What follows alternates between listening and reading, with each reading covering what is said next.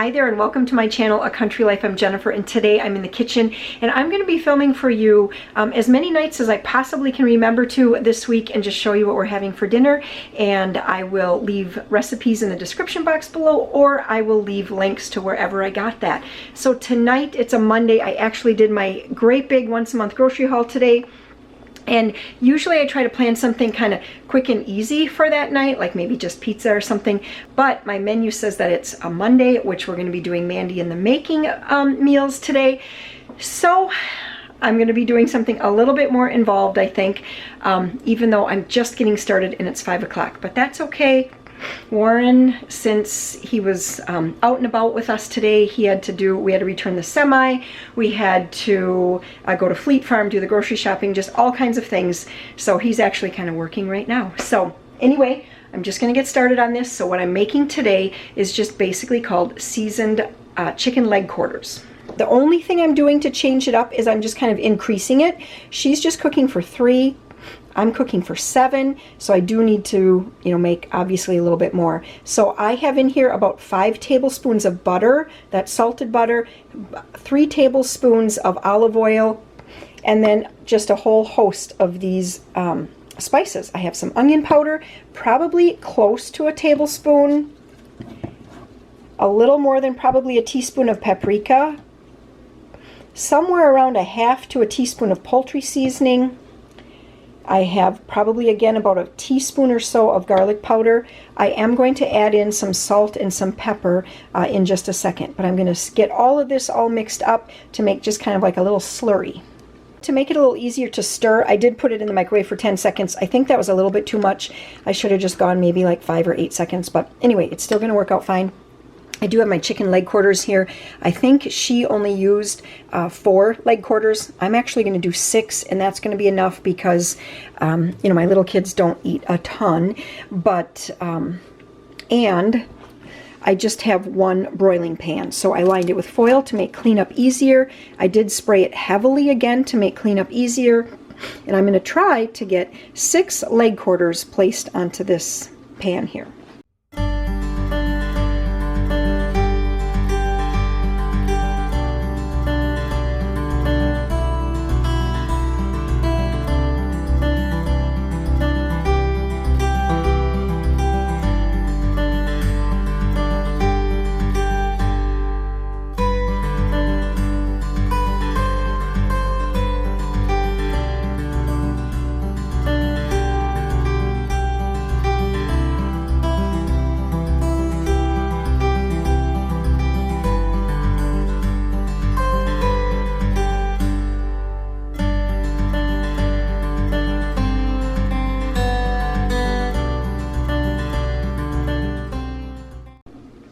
Okay, we've got a little smoke going because I did indeed overfill my broiler pan. So I did just take it out. I put a cookie sheet underneath it because some of the chicken and probably the butter, oh my gosh, look at that. Yeah, it's a smoky mess right now.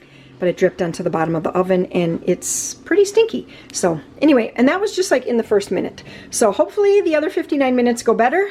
And I'm just going to get all of everything cleaned up here. I want to disinfect this.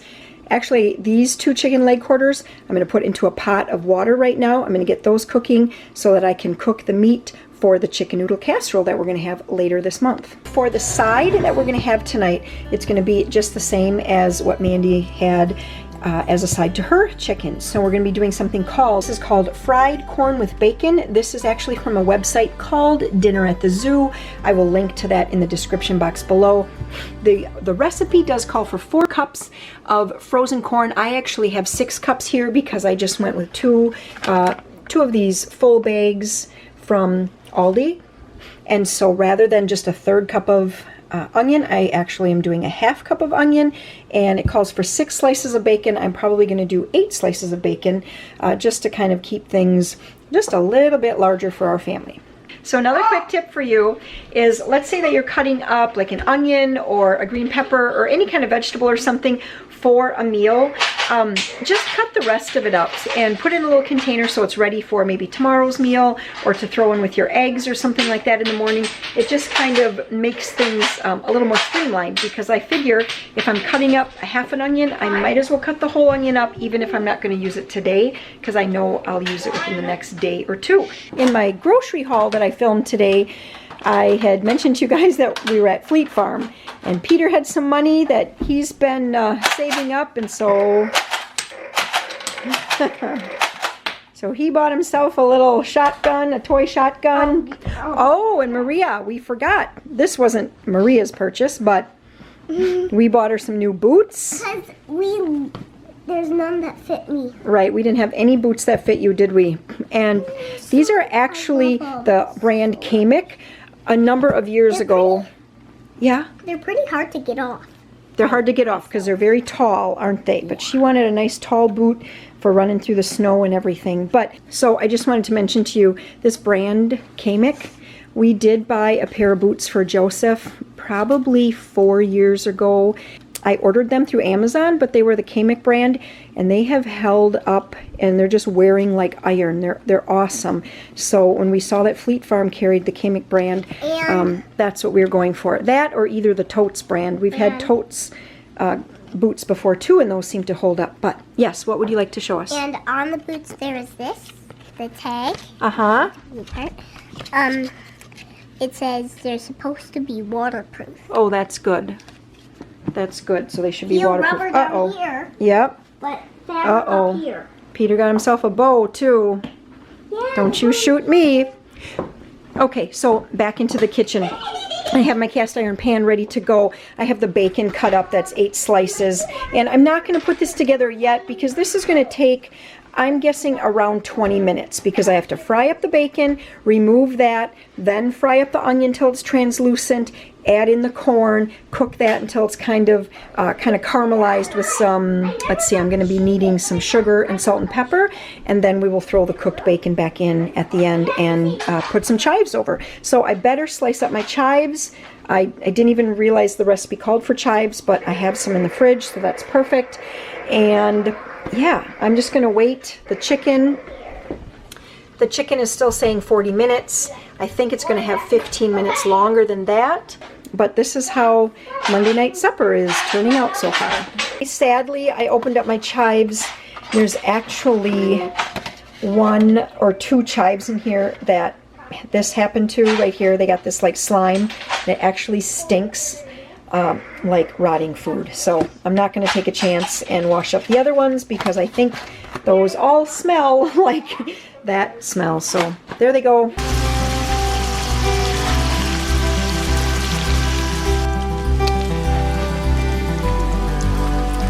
Okay, we got Jennifer with my grinding helmet on because that bacon was wicked. It was wicked. So this is fogging up though. Now I know why you said you never want to wear it. Well, that's not the worst. Try safety glasses. They really fog up.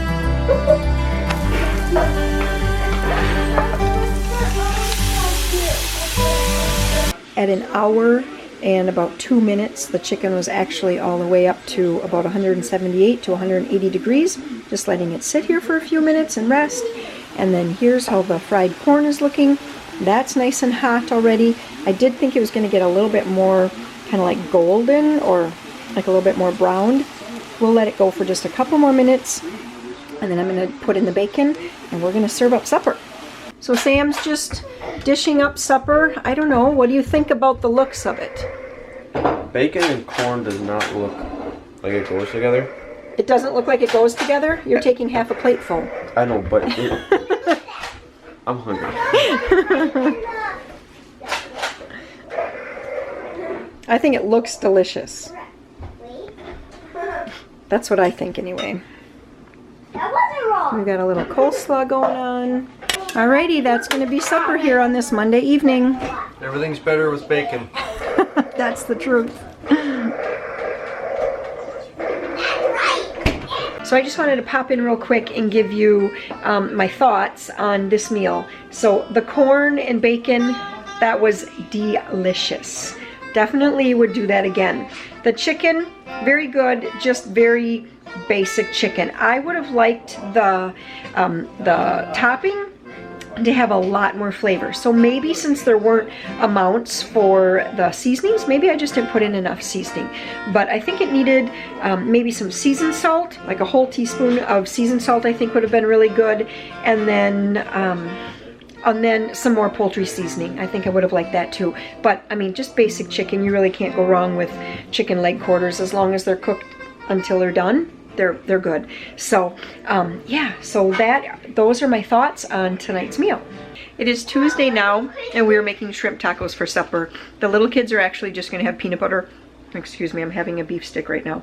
The little kids are just gonna have peanut butter and jelly sandwiches, but I'm gonna make shrimp tacos for the rest of us. It's gonna be super easy, and the reason it's super easy is because one, I've made them many, many times, so I pretty much have it memorized. Two, I already have some leftover coleslaw, so I don't have to make coleslaw, and I also use these little like spice jars, and I keep the shrimp taco seasoning already made up. I make it up in advance. It just makes it go super fast and super easy. So I'm going to use this kind of shrimp. It's the peeled, deveined, tail off raw shrimp. So what I need to start by doing is thawing this, because it's just going to cook much, much better. I have tried to cook the frozen shrimp. It didn't work so well. So I'm just going to run some cold water over this until it's thawed. So that took about 10 minutes. I just kept running the cold water over the shrimp, and then I just kind of keep working them with my hands. It also gave me a chance to get any like little bits of shell or tail that still happens to be left on them, just to kind of really clean them up.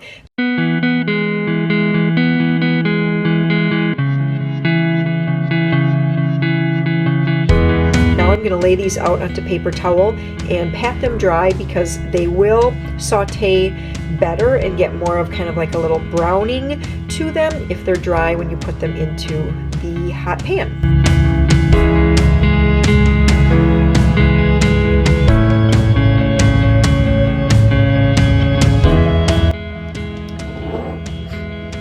As the shrimp are just kind of resting right now and just thawing the last little bit, I'm going to get going on the smoky garlic lime sauce. So basically I always double the recipe. So I'm going to be putting in 2/3 cup of mayonnaise. I'm going to put in a 1/4 teaspoon of garlic powder, a 1/2 teaspoon of smoked paprika, a 1/4 teaspoon of this is regular table salt, and then I'm going to put in 2 tablespoons of lime juice. So I'll just give that a shake and put, if you have fresh lime, that works too. You would just want to put in like the juice of a couple limes, depending on how big they are.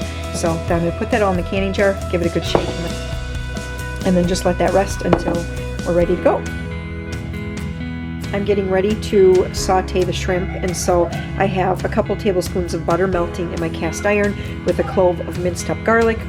My shrimp is right over here. I have my shrimp taco seasoning here, and I'm going to heavily cover this. I might even use almost everything in here.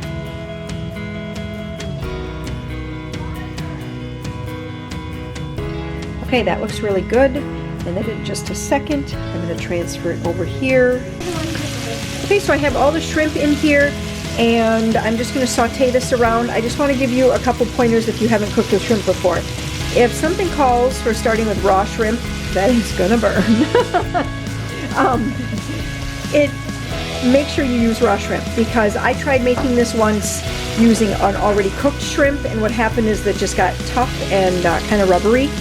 And the key to shrimp is just, when you're using raw shrimp, it's gray, and as soon as it gets kind of like that creamy pinkish white, that means it's done. So I just kind of stir this around for a few minutes until it's done, and then I enlisted Warren's help, because it works really well to just kind of like heat up the corn tortillas right over the stove here, just like this with the gas stove. We can kind of fire them, and that makes them taste good. And same with corn tortillas. That was very much an acquired taste. The first time I made these, I was not sold on the corn tortillas and almost didn't really care for the shrimp tacos until we started kind of grilling the corn tortillas.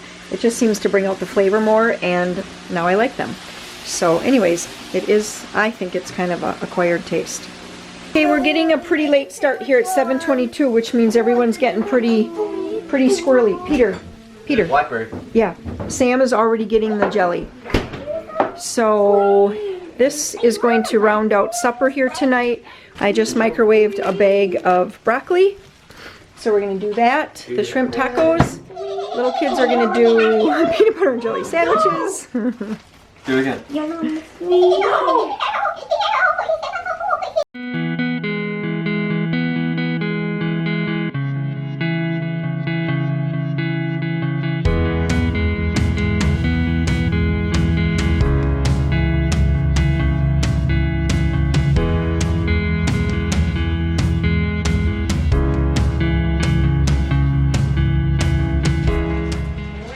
Hi there, it's Wednesday now, and yes, I'm in the same outfit because I wear my clothes multiple days, and the reason is my kids wear multiple outfits in one day, and so I figure that it kind of balances everything out. Anyway, here we are, it's Wednesday, it's time to get some supper going, but I basically already had it ready because last month I had a big cooking day, and one of the things I made was chili. There is what it's looking like so far. And so I made a lot of chili and I froze a couple ice cream pails full. So this is an ice cream pail. I actually took it out frozen this morning, put it in the microwave for about, I think it went on like a low defrost for about 30 minutes. It made it just enough where I could slip it out of the ice cream pail, and I've just had it on low in my crock pot here all day. And then earlier today I did make a loaf of bread, so I have to give myself a little pat on the back on this because I made it early enough in the day so that I didn't have to slice it when it was still hot, because as you know, if you slice super hot bread, all the steam comes out and then the loaf kind of sinks, and I don't know, it's just not quite as nice. So anyway, we're gonna have bread with our chili. And then right now I'm just going to break up a bunch of this spaghetti and boil it up. I thought I had elbow macaroni, but I see I'm out. But this will work just fine. I'll just break it into like little 1-inch pieces, and that's what we're gonna do. So that's gonna be supper here on this Wednesday night. Happy Halloween! It is Thursday and I'm in the kitchen, and I just realized that this week I've been sharing with you all what's for dinner. So I'm going to have to backtrack a little bit here today because since I forgot about it, I didn't get my filming done right away. But we were up pretty early this morning. Warren went out hunting, and so that meant that everybody was kind of up and moving around pretty early. When I say everyone, that's except the teenagers. But so we were working on our schoolwork, and by 9 o'clock or just shortly after 9, we were almost... Hi, Joe. The smoke. Yeah. So we were basically done with our school between 9 and 9:30, and I was sent electric pressure cooker. Okay, you guys know the name brand, right? It's Instant Pot. But I was sent this brand. It's called Alec Homes, and this is a 6-quart, and I had not used it. I've had it for probably a month, or I bet even longer than that. And honestly, I was just kind of putting it off because it just felt like one more thing to have to learn, both on like the social media world and in my personal life have said, you really need to try. Are you stealing turkey? You really need to try it out and see for yourself how great it is. So rather than go with just a standard, already proven recipe, I decided to do something a little bit different. We were gifted a whole bunch of wild turkey, so we have some family, and they did some turkey hunting, and they didn't want their turkeys. So we were just given that, again, a little while ago. So I figured I would put some of the turkey breast into the electric pressure cooker. Now, if you've had wild turkey breast before, you probably know that it can be very dry. What did you think of that, Joe? Was it pretty good? Yeah. You liked it? Yes. Yeah, I do still think, even pressure cooking it, I do think that it still seems slightly on the dry side, but we're not going to eat it just plain. Yes, you have your white shirts, don't you? Yep, you should. No, don't show us your mouth. You should fold those and go put those away. Hey, yes, no. yes, go. No. Okay. And the pepper. Seriously, you need to fold those and put them away. Okay, so what I did this morning is into the pressure cooker, which comes with a stainless steel pot here and a rack. Look, this is real life here, guys. Lots and lots of dirty dishes today. What I did is in the bottom of that stainless steel insert, I put onion and celery, a whole bunch of poultry seasoning, a bunch of peppercorns, and then I put this little rack here on top of that all, and then I put the turkey breasts. Now, I believe there were at least 6 pounds. Here is all of my turkey breast here. It fills up a whole ice cream pail. I believe there was at least 6 pounds, if not more. And then I put that in here, and I first set it for 36 minutes because I had done a little research and it showed that 6 minutes per pound for poultry is what you want to pressure cook it at. And that was not enough. So 36 minutes wasn't enough. I put it in for another 20, and then it was totally done. When it was moist, when it first came out, it did seem a little bit more tender. So honestly, I don't think it's any different than putting it in the slow cooker at this point. It was very fast, though, I will have to say. So that was pretty fun with the pressure cooker, is that it was very, very fast. It also made some delicious, I tasted this, and this is some delicious turkey broth. And the reason for the nice dark coloring in this is that I used, when I sliced my onion, I just cut the ends off, like the stem and the root end, but I threw in the rest of the onion, even the skin and everything, and that just really adds to the color of the broth. So I strained that out. I did not have the ideal situation. I was out of cheesecloth, so I just put 3 layers of paper towel in the bottom of a colander, put it over top of this, and then just strained it. So there are going to be a few little bits, this isn't perfectly clear, but that's okay. I'm going to use this as my broth in the meal that I'm going to be making. So now you're thinking, what in the world am I going to do with all that turkey? I'm going to make a turkey and stuffing bake. This is something that I've made, I used to make it more often, I think. I don't really know why I got away from it. But anyway, so what I'm going to do is I have an entire cup. This is 2 sticks of butter, and it's melted completely in my enormous cast iron pan. I have a whole sweet onion and 5 ribs of celery all chopped up. And I'm going to put that all into here, saute it until it's nice and soft, and then I'm going to add all my spices. Basic spices are going to be poultry seasoning, some additional sage, some kosher salt, and then I'll taste it and see if it needs pepper. This broth might be pretty peppery because I added a lot of peppercorns.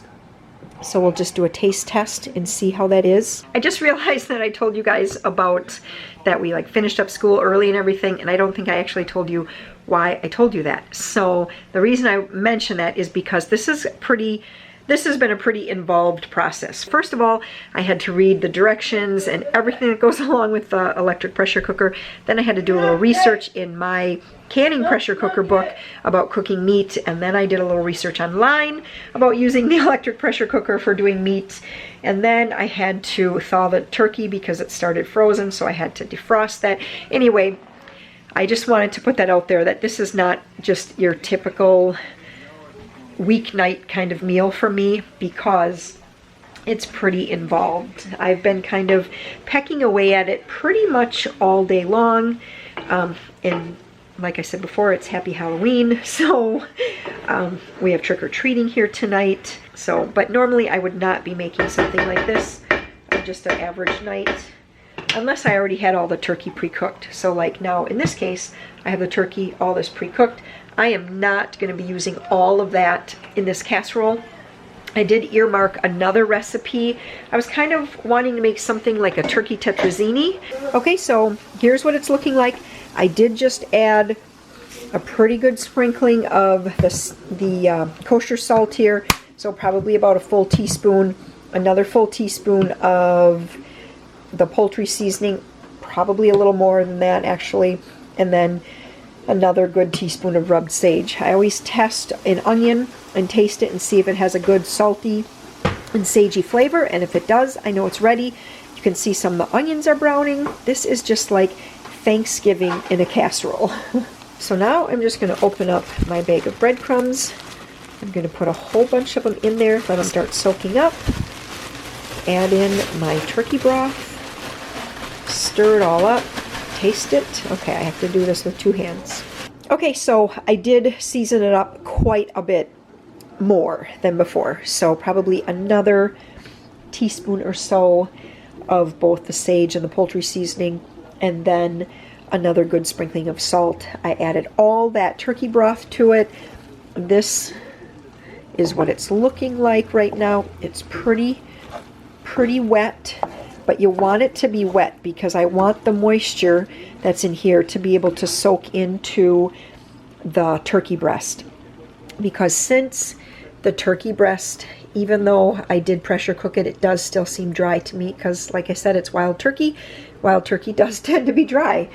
I want there to be plenty of moisture in here so that it can really soak into that meat. I have my speckled enameled roaster pan over here. I sprayed it really well with cooking spray. I'm going to put in half of the breadcrumb mixture, you know, the stuffing. Then I'm going to put in the turkey and then another layer of the breadcrumbs on top. Okay, so here's what it's looking like. I put a whole layer of the turkey in here. I still have a lot of turkey left there. So I'm just going to put the lid on this now that I have the rest of the stuffing mix on top here. And this is not so much a recipe as it is a method. So like if in your stuffing, if you like when you make stuffing to put a little sausage in it or apples or cranberries or wild rice or whatever it might be, then by all means go ahead and do that. Here we are. Tomorrow's November 1st, and what a way to, you know, bring on the November and the whole Thanksgiving season. I'm going to put a cover on this now, if I can find it in my kitchen.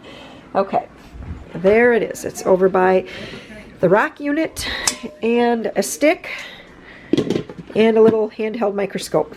I have the cover on. I'm going to put this in the oven and let this just go in the oven at about 300. I'll put it in at 300 degrees for maybe a half an hour or so. It's just really, I just want everything. I want that turkey to get nice and hot in the center. I just pulled this out of the oven and look at how yummy and moist that looks. And I'm going to pull this back here. You can see the meat is definitely in, woo, a lot of steam here. But here's a piece of the meat. Let's see if I can clean you off a little bit. Okay, so there's the meat, and it's nice and juicy looking. I haven't tasted it. Actually, I'm going to taste it right now. That just broke right off. Hot. But good. Hi there, guess what? It's Friday already. This is the 5th meal that I'm going to be showing you. I believe that I've shown queso fundido in the past. Queso fundido just means molten cheese. Last week or the week before, when I was doing a bunch of meal prep, I did cook up my pork sausage already, and so I just took it out of the freezer here today, and I am going to just quick warm it in my cast iron pan because I want a little bit more of the grease or the fat that comes out of this to coat the pan. That's just going to add a lot of flavor for the onions and peppers.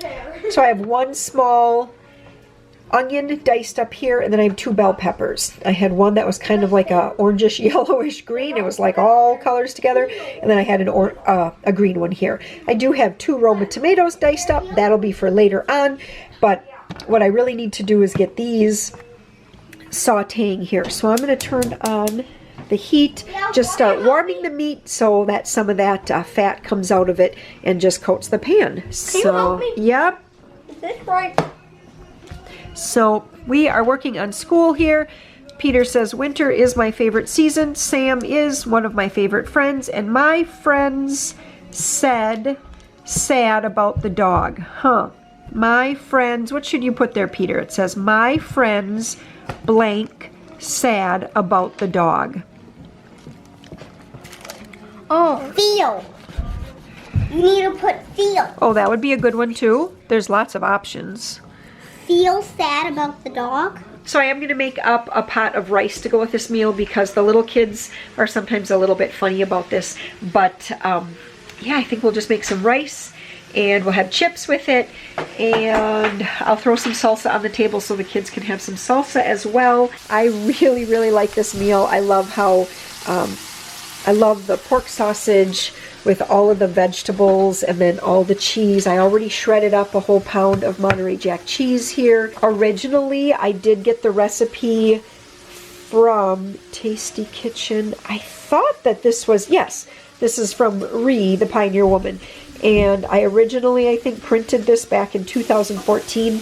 I've been making it somewhat like her recipe ever since. And it's just tasty. I'm going to leave all these vegetables in a layer on the bottom of my cast iron pan.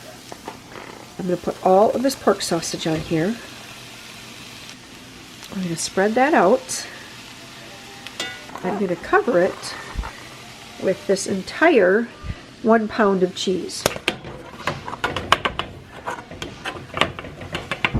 Okay, I'm gonna have to put you down here. Okay, so I spread that cheese out nicely. I put just a real light sprinkling of chili powder, as you can see there. I'm just gonna set this off to the side. It is early in the day. We don't need to eat for a while yet. And then when I do put this into the oven later, I'm just gonna put it in for probably anywhere from 4 to 10 minutes. And it just depends on how hot everything started. And some cheeses just seem to melt faster than others. And so I just want to get it nice and just like stretchy. You just want stretchy cheese.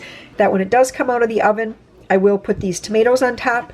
I will put a little sprinkling of parsley flakes as well. Warren is not a huge fan of cilantro. Normally I would put cilantro on this, but yeah, he's just not a big fan of that. So I'll just sprinkle in a little parsley for color. And that is going to be supper here. So I'm not really ready to end this video here for you guys yet. I actually have a bake sale tomorrow that I'm prepping for, and I thought, you know what, I'm just going to kind of take you guys along a little bit on what I'm making for the bake sale. You guys hear that? I have some oatmeal bread going in the bread machine. I use that just for the dough cycle, and then what I'm going to do is make some smaller loaves. So I got everything in there for a 2-pound loaf, which would make a really big loaf for our family, but I'm going to split that up into probably 4, maybe even 5 just smaller loaves, and then wrap those up for the bake sale. And then I also have going here pumpkin cranberry bread. So this is just a quick bread. So I have all my dry ingredients over here. It's very, very basic. Flour, sugar, pumpkin pie spices, baking soda, and salt. And then, you know what I'm just thinking? I don't think I added the salt. Shoot. Okay. And then over here, I have the wet ingredients going. So this is a can of pumpkin. 3, what are you doing? You can stir, sure. 3 eggs. There's actually some orange juice in there as well as oil. Yeah. And so we're just going to mix that all. Ew. What? Looks like an old man joke. You don't like the smell of that? Yes. Right, so here we go. We're just going to mix that up really well. Then I'm just going to stir this in, and then I'm going to put in 1 cup of frozen cranberries.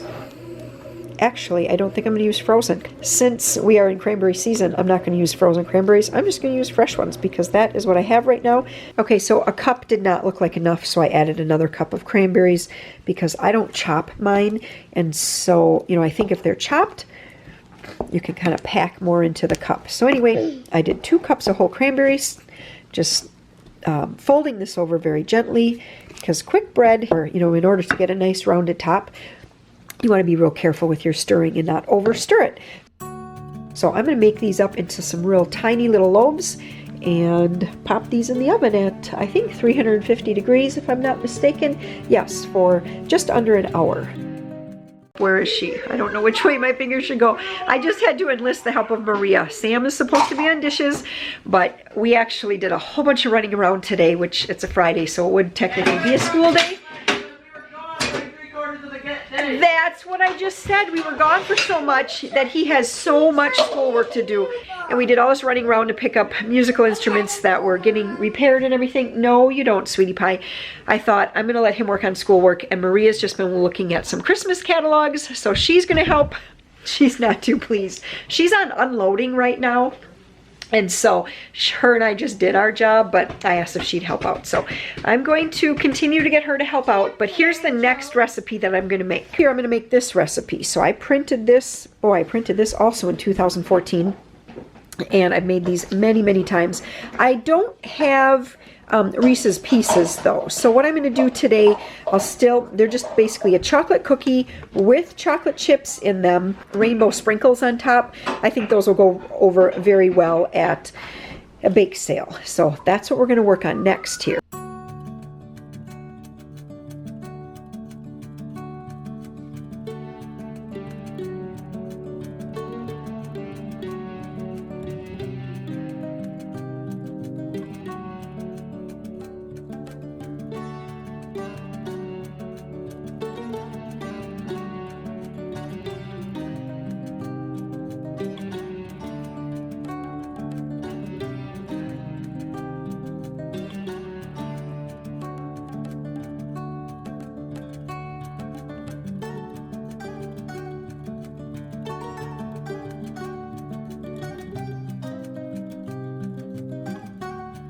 Alrighty, so this is what the chocolate chip dough looks like.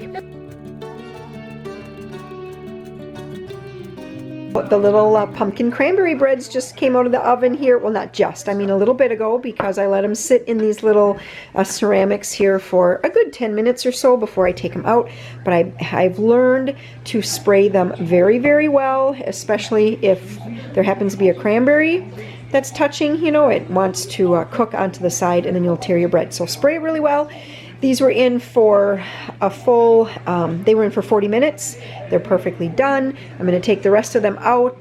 The first batch of the chocolate cookies came out, and then I always let these sit on the pan for quite a while so that they finish cooking, because I want a chewy cookie, so I take them out when they're just slightly underdone. So that's what we've got going here. The bread machine beeped, so as soon as I get all this kind of taken care of, then I'm going to clear my counters, because look at my counters here. I'm going to clear my counters and start rolling out bread.